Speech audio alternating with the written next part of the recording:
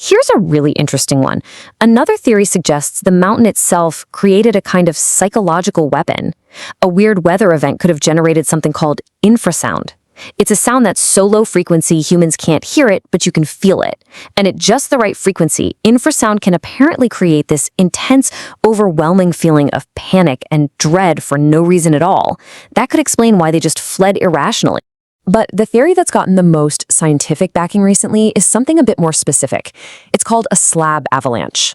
We're not talking about a giant thundering wall of snow, but a smaller, much denser slab that broke off and slid right onto their tent while they were sleeping. This model was actually developed by Swiss scientists. And get this, they used animation techniques from the Disney movie Frozen to simulate the snow physics. How wild is that? The theory goes like this. The hikers cut into the snow to shelter their tent, but they unknowingly made the snowpack above them unstable. Hours later, it gave way, sliding down and crushing them as they slept. That could explain those horrific internal injuries without any external marks. And it would definitely explain why they cut their way out, terrified that a much bigger avalanche was about to come down on them. But, and this is a really big but, even this leading theory doesn't quite fit all the pieces. I mean, if you're fleeing a terrifying avalanche, why would you walk away calmly? And maybe the biggest question of all, how could hikers with crushed ribs and fractured skulls possibly have made it almost a mile through deep snow to that ravine? It just doesn't add up for a lot of people. And that right there brings us to why, after all these decades and all these investigations, the Dyatlov Pass incident is still so captivating. It's like a puzzle where every time you think you found a solution, it just creates a whole new set of questions.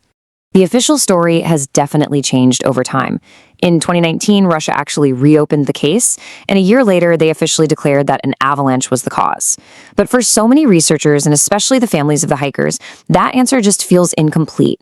It doesn't explain all the strange evidence. The latest investigation tries to reframe their actions. It says they weren't panicked or acting irrationally. Instead, it was a textbook emergency evacuation after the initial snowslide. They just were tragically overwhelmed by the brutal conditions. So in this version, they're not victims of some strange force, but heroes who fought to survive and just couldn't win.